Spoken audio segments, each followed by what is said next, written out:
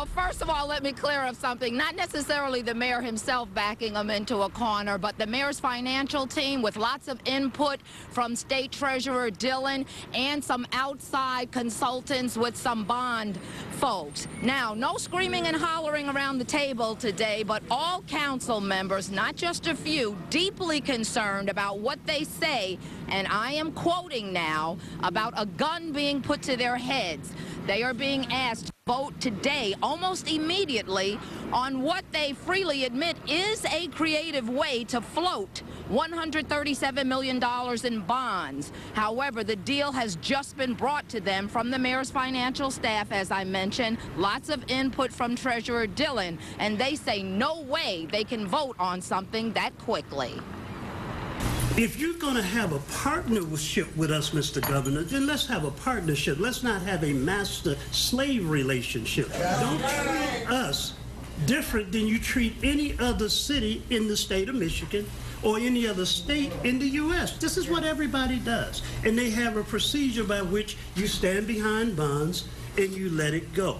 But to tie it, the escrow, to the agreement, well, we'll let you approve this today, but guess what? 6 council members, got to take 6 of you, 5 of you, whatever, to approve this consent agreement. Now we obligated, because we done went out for the bond, to approve all the mess that's in this so-called financial stability program.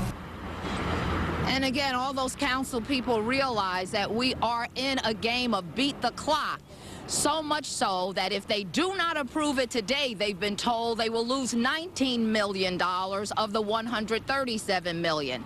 They feel like they're being pressed, and they say that they will vote. They're going to look it over and maybe vote on this afternoon. But if they had vote today, it would have gone down this morning. So by 4 o'clock, we should know something. Also later in the afternoon, a bit earlier actually, the mayor's financial team is supposed to hold a briefing, and I guess, you know, they'll give us their side. Everybody agrees it's important, but they say it just can't be shoved down their throat with no time to study it. So that's the very latest. Reporting live downtown, I'm Val Clark, 7 Action News. Val, just to make sure that we're clear, so that $170 in bonds, that's part of the financial stability agreement, but a vote on that today wouldn't be for the entire stability agreement, correct?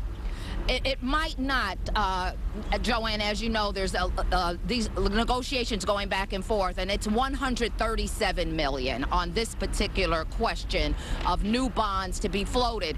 Now, even the auditor for the council said that, you know what, this maybe not be a bad deal. It will allow us to get all the way through June.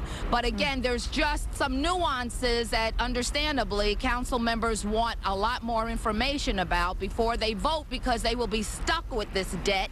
As one of the council members said, his children will be stuck with this debt 20 years down the road. So many pieces to this puzzle that need to be worked out, Val. Thank you so much for helping piece it all together for us. Thanks.